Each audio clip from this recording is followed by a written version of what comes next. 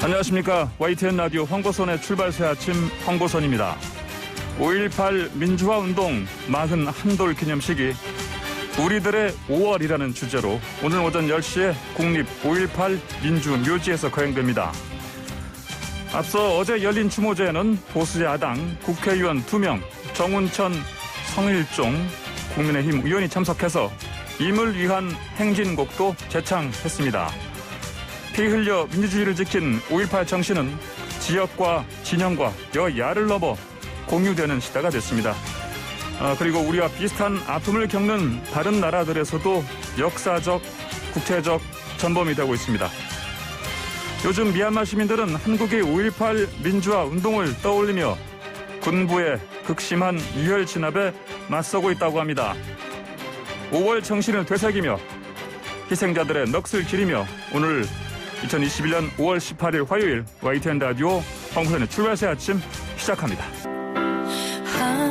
지금 흐르고 있는 이 곡은 임을 위한 행진곡이죠. 고 백기환 선생의 옥중 장편시 맷비나리 일부를 따서 소설가 황석영 씨가 가사를 쓰고 전남대 재학생이던 김종률 씨가 작곡한 곡입니다. 자, 이 곡 한동안 5.18 민주화운동 기념식장에서 재창하지 못했는데 2017년부터 재창할 수 있게 됐죠. 오늘 황출세 1부와 2부는 5.18 민주화운동 41주년 특별기획 80년 5월 그리고 지금이라는 주제로 진행합니다. 먼저 5.18 국립민주묘역이 있는 광주 북구 갑을 지역구로 둔 더불어민주당 조오섭 의원 만나보겠습니다. 자, 조오섭 의원님 안녕하십니까? 네, 안녕하십니까. 조오섭입니다. 예, 먼저 그 5.18 유적회 41주년 추모제, 어제 국민의힘 정운천, 성일종 의원이 참석했지 않습니까?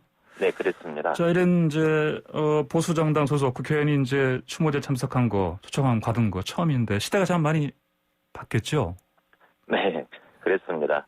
예. 어제 우리 정운천 의원님과 성일종 의원님께서 참석을 해주셨습니다. 예.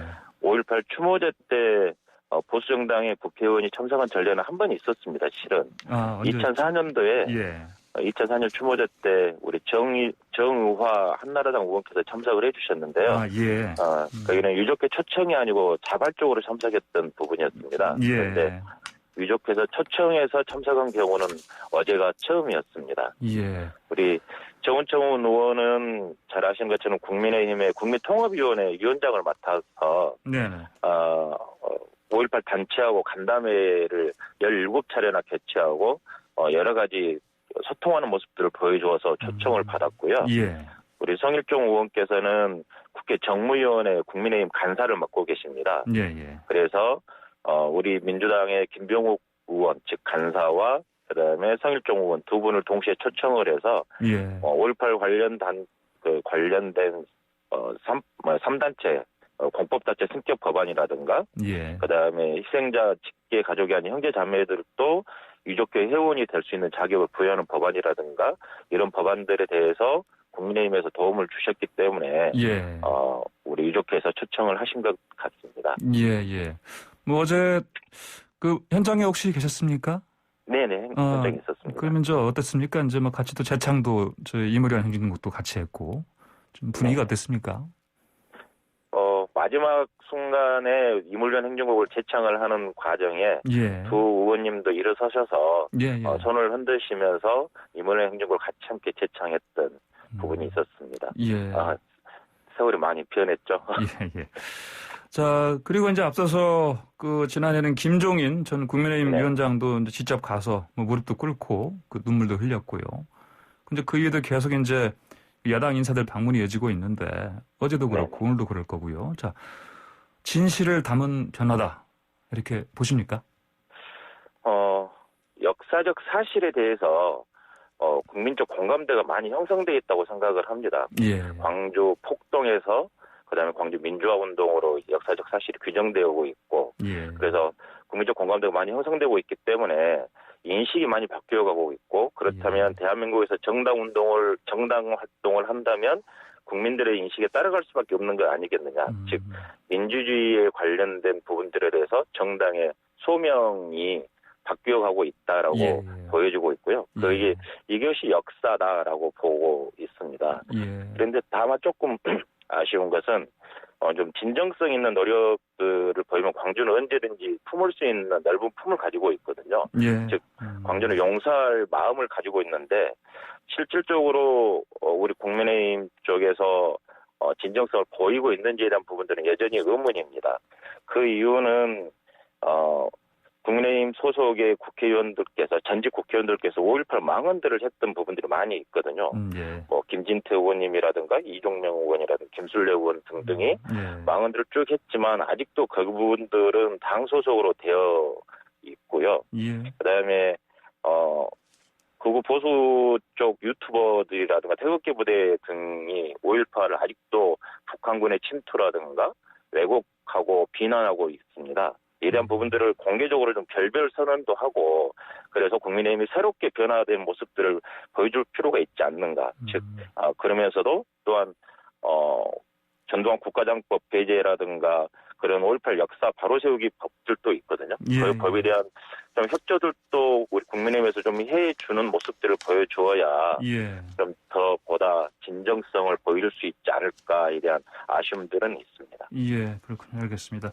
말씀하신 것처럼 이제 이 5.18 정신에 대해서 국민적인 공감대 또 인식들이 많이 바뀌었고 그래서 야당 그 보수 야당 의원들도 뭐 특히 이제 어떤 주요 선거를 앞두고는 반드시 와야 되는 것이고요. 그래서 어떤 이렇게 이제 계속해서 이제 특히 내년 대선을 또 앞두고 있고 그런데 지방선거도 있고요. 앞으로 이런 흐름이 계속 이어지지 않겠습니까? 내년 대선도 있고 지방선거도 있고 선거는 계속적으로 있기 때문에 민주당이든 국민의힘 쪽이든 광주에 계속 구애를 할 수밖에 없는 상황이라고 저는 생각을 합니다. 오늘은 기념식이 있는데 기념식에 여야 지도부가 총출동하셔서 코로나지만 대표들께서 오셔서 참석을 하실 예정으로 되어 있고요. 아까도 말씀드린 것처럼 과거의 산업화에서 민주화 시대로 변했고 이제는 또 새로운 시대가 바뀌어가고 있습니다. 그래서 이제는 산업화와 민주화는 기본적인 정당들의 책임으로 되어 있는 부분이 있기 때문에 민주주의를 외면하는 정당은 국민의 지지를 받지 못한다라는 부분이 있어서 광주하면 대한민국 민주주의의 산 역사이다. 민주주의의 표징이다라고 보여주는 부분이 있기 때문에요. 광주를 찾아서 많은 분들이 이렇게 표박가리를 하고 있지 않는가라는 생각입니다. 알겠습니다. 자, 조 의원님 뭐 지금 계속해서 그 현장에 계실 것 같은데요. 뭐 좀 분위기 좀 여쭤보겠습니다. 5월 정신 계승 현장 안내소 이걸 운영하신다고요? 이게 뭐 하는 곳입니까? 지난 15일부터 내일 19일까지 운영을 할 생각인데요. 5.18 묘역을 찾으신 분들께 코로나 방역이라든가 그다음에 5.18 역사에 대한 이야기라든가 그런 부분들을 안내해드리고 그리고 더 편리하게 묘역을 참배하실 수 있도록 도움을 주고자 지금 안내소를 설치를 했는데요. 안내소를 설치한 장소는 국립묘지가 아니고 최초에 80년 5월 27일 날 종료가 된 이후로 상무관에 있었던 시신들이 묻힌 장소, 즉 구묘역이라고 저희들 표현하는데요. 구묘역이요.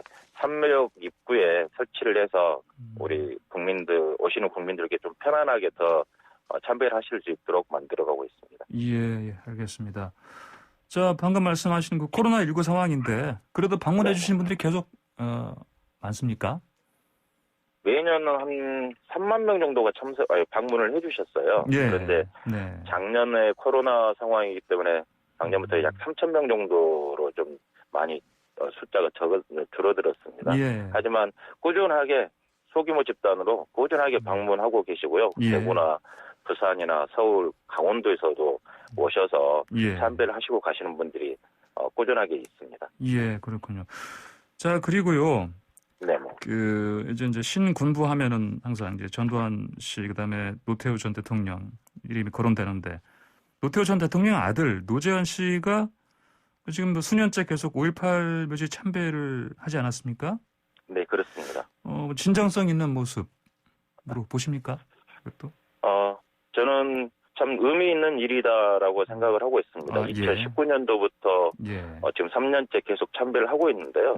정말 의미 있는 일이다. 다만 아쉬운 것은 노태우 전 대통령이 해고록을 2011년도에 발간한 적이 있습니다. 그 해고록에 보면 5.18은 유언비로 확산되었다. 즉, 뭐 경상도 군인들이 광주 시내에 있는 시를 말리기 위해서 왔다.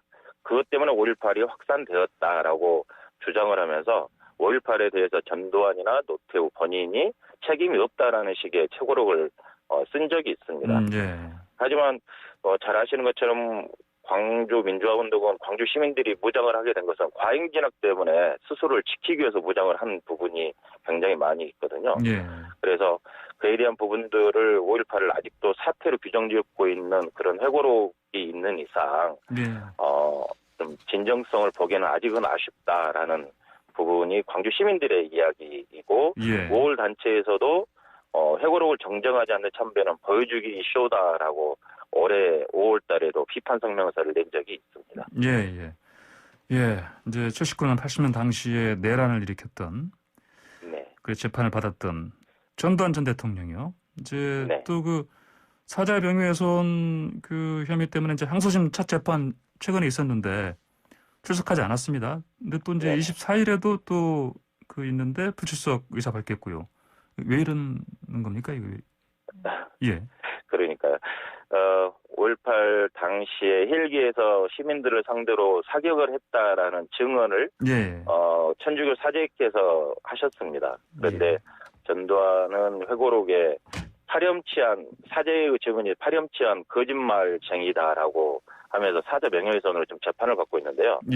뭐 건강상의 이유로 지속적으로 뭐 출석을 안 하고 있고 그러는데 잘 아신 것처럼 골프 치러 다니면서 알츠하이머병에 투병 중이다라고도 하고 있고 그래서 우리 광주 시민들과 국민들이 절대 용납할 수 없는 부분입니다. 이해할 수도 없고요. 그래서 반드시 출석을 시켜서 재판을 받고 그리고 아직도 왜곡되어 오고 있는 5.18에 대한 부분들의 일벌백계를 하는 차원에서라도 공정한 정의로운 법적 심판이 내려져야 되지 않을까 싶습니다.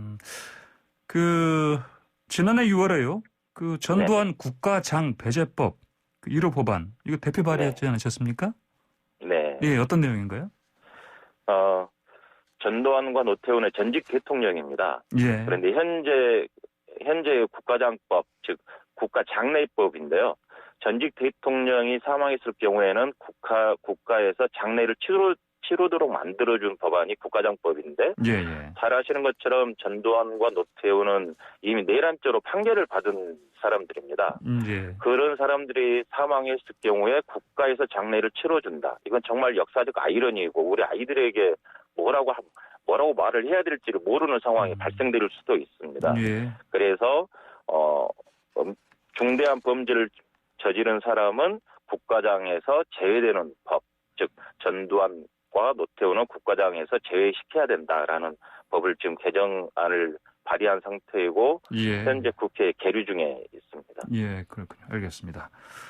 자, 그리고요. 그 이제 5.18 민주화 운동 관련해서 그 특별 재심 청구 대상을 그 확대하는 법안.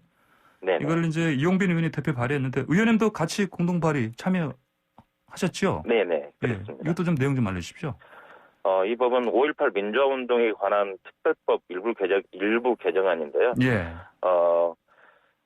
현행법은 79년도부터 80년도까지 발생한 현정 질서 파괴 범죄 행위를 직접적으로 저지하거나 반대하는 행위에 대해서만 특별 재심을 신청이 가능한데 실질적으로 5.18 관련자들 중에서 5.18 관련자를 최소화시키기 위해서 정부에서는 판결을 할 때 이런 일반 형사범, 즉 방화나 절도나 특수 주거 침입이라든가 이런 부분으로 판결을 내린 경우가 있었습니다.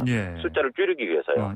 그래서 개정안은 직접적 영향을 인정받지 못하더라도 일반 형사사건이었다 하더라도 특별 재심을 청구해서 5.18 관련자로 인정받을 수 있도록 만드는 법입니다. 즉 5.18 때 활동을 했을 경우에 했는데 재판을 받았는데 5.18 민주화운동으로 재판을 받는 게 아니고 예. 방화라든가 절도 예, 그렇게 죄가 씌워져서 예. 재판을 받은 경우에 재심을 청구할 수 있도록 하는 법안입니다. 이제 사실은 당시 5.18 민주화운동과 관련돼서 어떤 그런 잘못을 저질렀다 이렇게 네. 볼 수 있는 건데 이거를 이제 일반 형사범으로 해서 특별 재심 청구 대상 이쪽으로 이제 그 대상을 바꾸게 되면 어떤 게 바뀌는 겁니까 그러면? 바뀌게 되면 예. 5.18 관련자로 인정이 되고 5.18 관련 민주화운동을 했던 분들의 수가 좀 늘어나게 되고 그렇게 되겠죠. 예, 알겠습니다.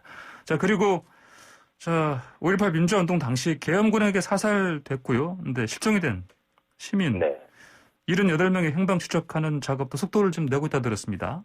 좀 진척이 좀 잘 이루어지고 있습니까? 5.18 당시의 사망자 수 공식 집계로 사망자 수는 160명이고요. 예. 부상자는 2,461명이고 구금됐던 사람들은 1,147명으로 좀 되어 있습니다. 그리고 부상으로 인해서 이후에 사망하신 분이 110명입니다.